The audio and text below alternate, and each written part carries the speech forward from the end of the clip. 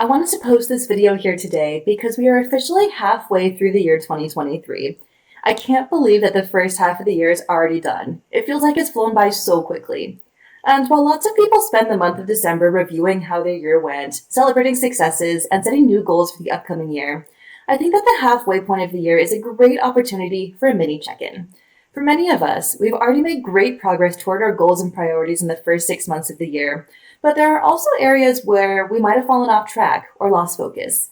In this video, I'm going to do a mini 6-month reset for 2023 so that we can refresh ourselves on our goals and objectives and make a plan for the second half of the year. For those of you who are new here, welcome. I'm Sara Stilleke. I'm a scientist, and my channel is all about how to level up to become more productive and successful. So if that's something you're looking for, please subscribe to my channel because I release new videos every Tuesday and Friday.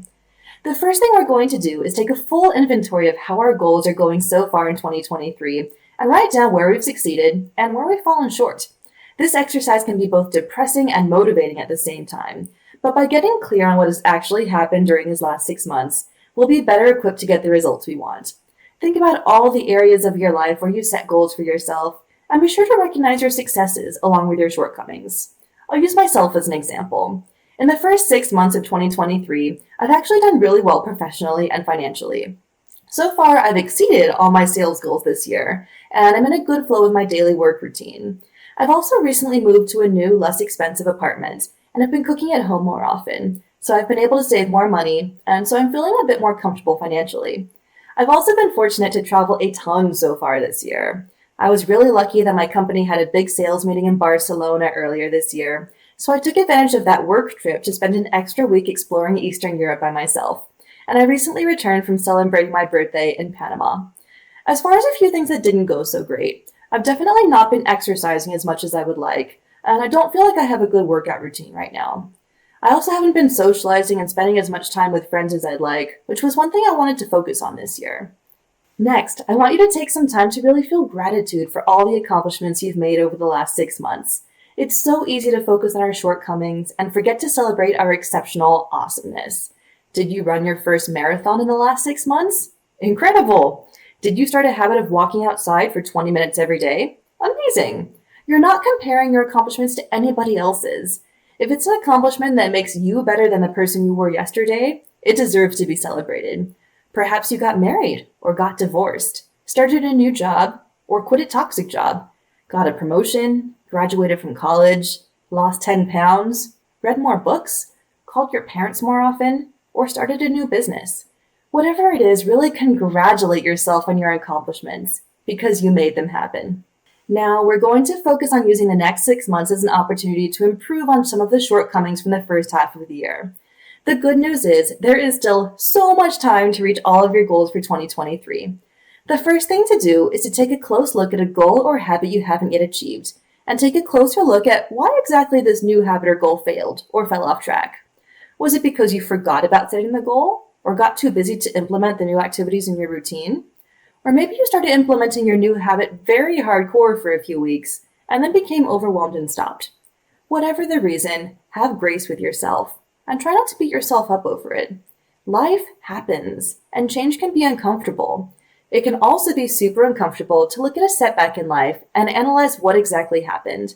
But with a little courage, this exercise can be so incredibly helpful. It's hard to move forward from a setback when you don't know where the failure occurred. So take a few minutes to collect this valuable intel, and we'll use it to get back on track. The next step on getting back on track for your goals in 2023 is to get really clear, again, on why the goal or habit is important to you, and what will be possible in your life when you achieve it. The goal here is to get really excited and motivated, and spark those feelings of excitement that you initially felt when setting the goal for the first time. After all, you set the goal for a reason, so allow yourself to visualize what life will be like when you've achieved the goal until you start to feel motivated and excited again. For me, when I've achieved the goal of getting a solid workout habit in place, I will feel better, sleep better, and look better. I've already picked out a smaller pair of jeans and a cute dress that I will buy once I start seeing the results of my habit. I'm looking forward to feeling more sexy and confident, as well as feeling generally like a badass after completing a tough workout. Even as I say these things now, I feel myself getting excited and remembering why I set the goal in the first place. Instead of feeling bad about not having implemented my workout routine yet, I'm going to see this like a blank slate and feel excited for my future self and how it will feel when I reach this goal. Finally, the last step in achieving your remaining goals and habits for 2023 is to put a plan and systems in place so that you have a framework for how to achieve what you desire. If you're somebody who likes having a plan in place and starting fresh on a certain day, I would recommend taking a few days to create your plan and then set a start date for your habit on a Sunday or Monday morning.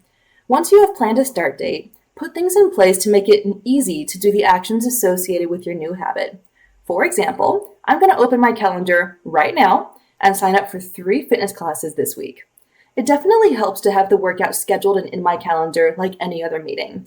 I also like setting a timeline for my goals. Be realistic here about what you can actually accomplish in 6 months. If you try to squeeze your year-long fitness goal into 6 months, you're setting yourself up for failure. Take your initial 12-month goal and cut it in half so that you are actually able to achieve it. So basically, we're trying to adjust our goals to match the time we have left and not just try to overwhelm ourselves with it. Anything you can do to make the desired actions easier to accomplish will also help set you up for success.